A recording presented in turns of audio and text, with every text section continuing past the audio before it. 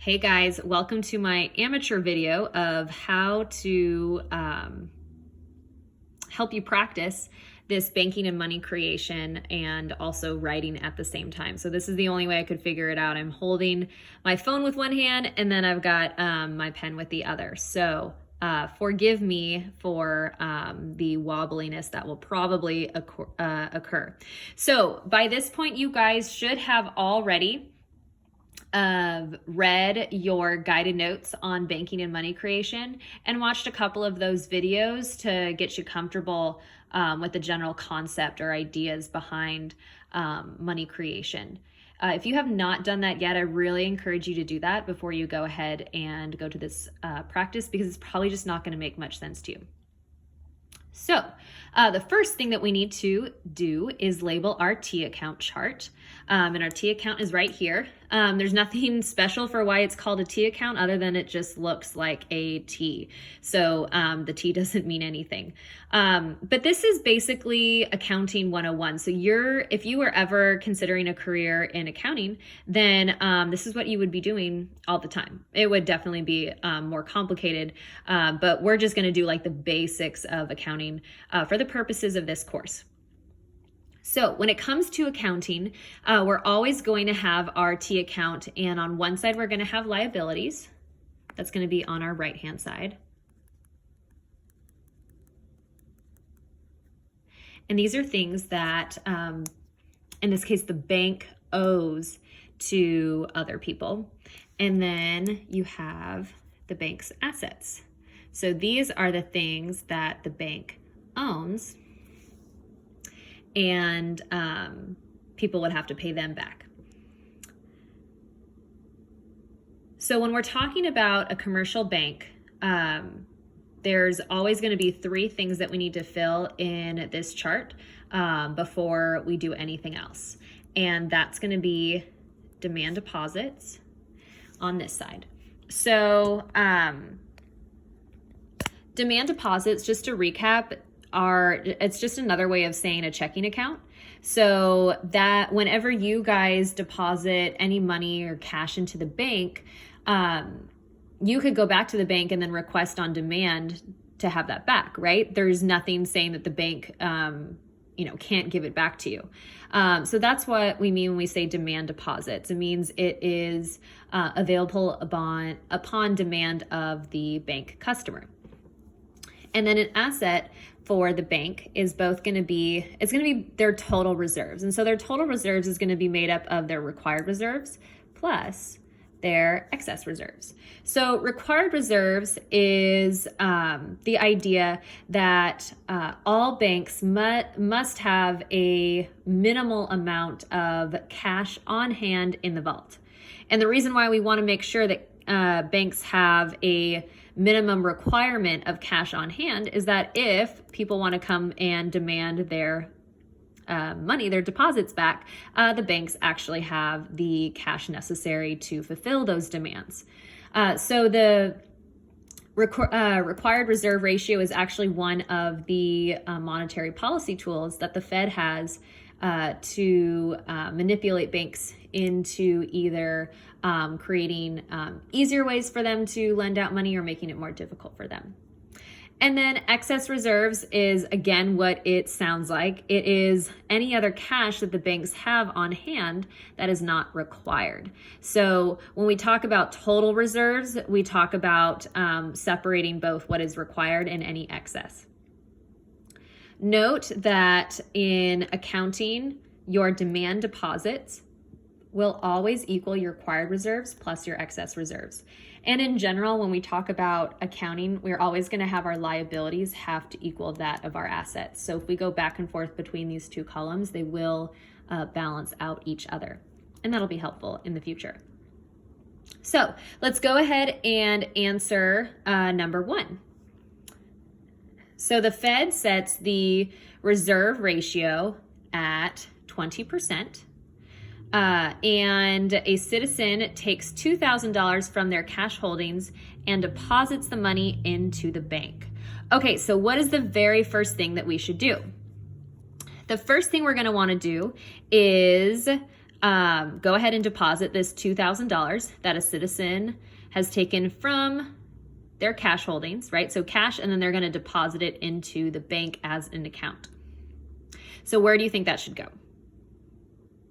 If you said demand deposits, you would be correct. So we're going to add $2,000 worth of demand deposits. Now, we put $2,000 on the liability side. That means we have to allocate $2,000 on the asset side. But it's slightly more complicated now because we need to figure out how much goes into required reserves versus how much can go into excess reserves. So remember, it said 20% is the reserve ratio. So what we need to do is figure out 20% of 2,000. So 20% of $2,000 is $400. And if that math scares you by doing that in your head, as long as you can figure out 10% of $2,000 would be 200, you could just times it by 2 and you would get 20%. Okay, then remember, lastly, that demand deposits is 2,000. We have 400 on our asset side. So how much more do we need to add to our excess reserves to balance them out? The answer is 1,600. Okay, beautiful. So 400 plus 1,600 equals 2,000. We have 2,000 on this side, 2,000 on that side. We've balanced our T account. First step done. So what we can do is go ahead and answer letter A. What is the initial amount of loans the bank can lend?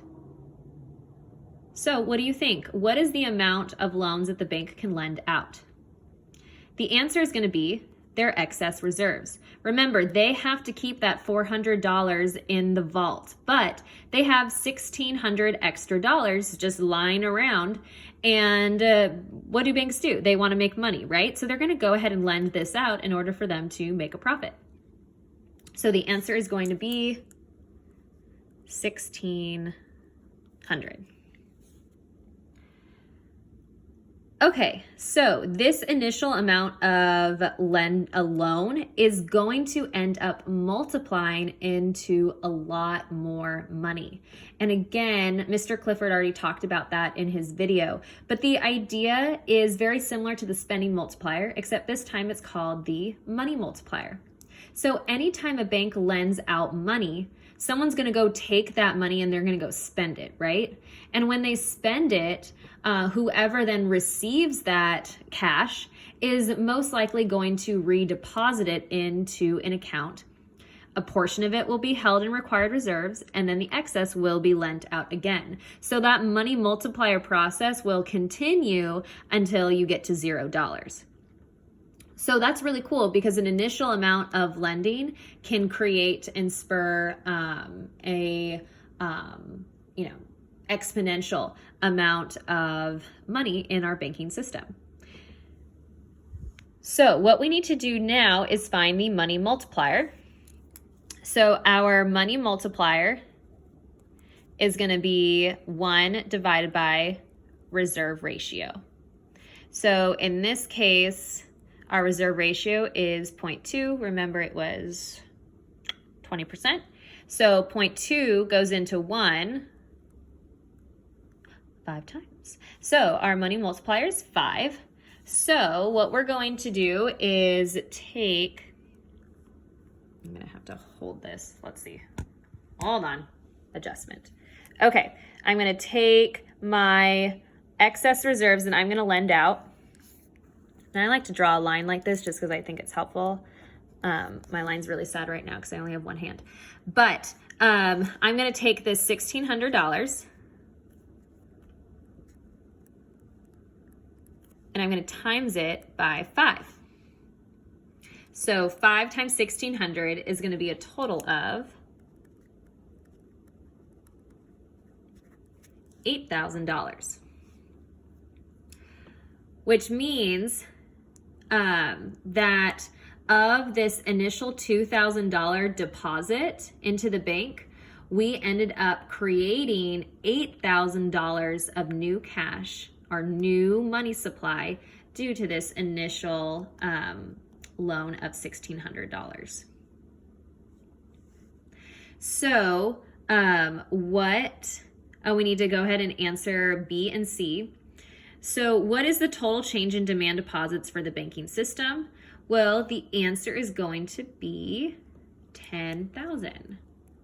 And the way that I got 10,000 is by taking $2,000 of the initial demand deposits of this event, plus the subsequent $8,000 of money supply that was created by this event, and I get $10,000. And then C, what is the change in the US money supply due to this event?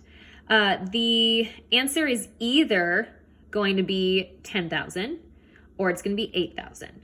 So what do you think it should be? The answer is it's going to be 8,000. And the reason why B and C are going to be different numbers is that 8,000 is the only amount of new money that was created in the money supply. Note that when the citizen took their $2,000 and deposited it, it was already in their cash holdings, which meant it was already M1. Remember, M1, the most liquid form of our money supply, is going to be either cash or demand deposits. So just switching it from cash and putting it into demand deposits doesn't create new money. It's already M1. But all of the new money that was created by this lending process times by our money multiplier is new money. So this $8,000 does reflect new money supply into the US economy. Okay, so that is it for number 1. I hope that sets you up for success, and go ahead and try to do the rest of these on your own.